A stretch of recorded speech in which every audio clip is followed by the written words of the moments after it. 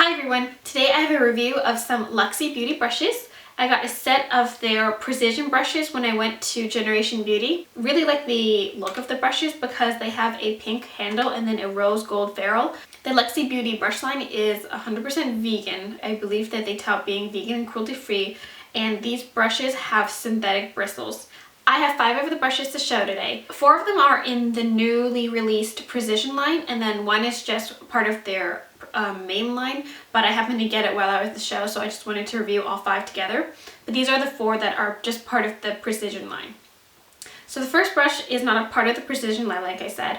It is the 512 Small Contouring Brush, and this retails for $16. Now, it's meant to be used for powder contouring, because I think it's not quite stiff enough if you want, or dense enough if you wanted to do any cream contouring. You can use this to apply your highlighter, which that's what I've been using it for the most part. I haven't really been using it for powder contouring. I really think it does a good job at applying your powder highlighter. The next brush that I have is the 640 Pro Precision Tapered Brush, and if you can kind of see, it's kind of very flexible and kind of floppy. And this brush is meant to lay powder onto your under eye or any part of your face that you want to use for the baking method. Now, the baking method is meant to sort of set your foundation or concealer for a flawless finish, but it can look a little bit heavy for everyday use. And by the way, this brush retails for $24.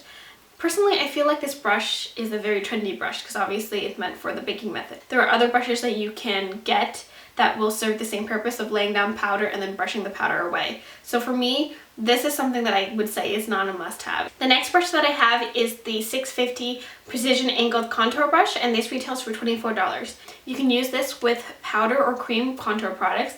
With cream contour products, this is good for blending product out, but I think it might apply too much of the cream contour product itself. So you might want to use a separate brush or just use a product that isn't super pigmented. That way you can easily blend it out for a much more natural contour.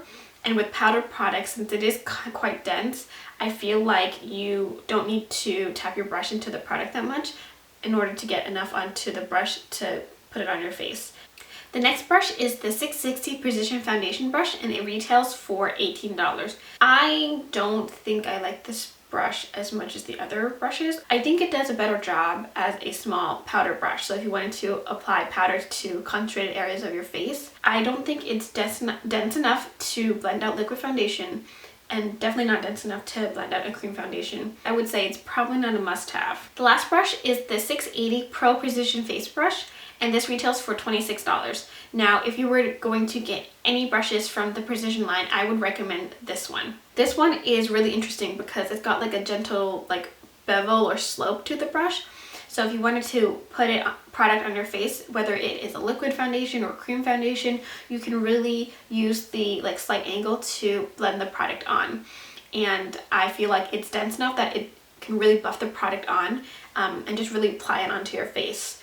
If you really want to build coverage, you can also use the side of the brush, like the face of it, to pack on products. You can really pat on to get more coverage out of your concealer or your foundation. This actually reminds me of those Sigma 3D HD brushes where it was super angled and it's meant to fit the contours of your face.